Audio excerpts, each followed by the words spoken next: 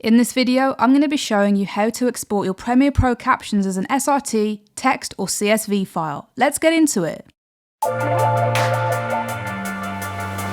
So here I have my demo project loaded into Premiere Pro. To export your captions as a file, you need to go to the text window, you need to click on the three dots here, and as you can see we have export to SRT, export to text, and export to CSV file. For this example, I'm going to use SRT. By exporting this SRT, I can use it on YouTube, Vimeo, Facebook, Instagram, etc. So if I just go ahead and click on this, it's going to give me the option to save this file on my computer. For this example, I'm just going to save it to my desktop, call it demo, and as you can see, it's got that .srt file type, which is a readable caption format on any platform. I'm just going to go ahead and click save, and that's all there is to it.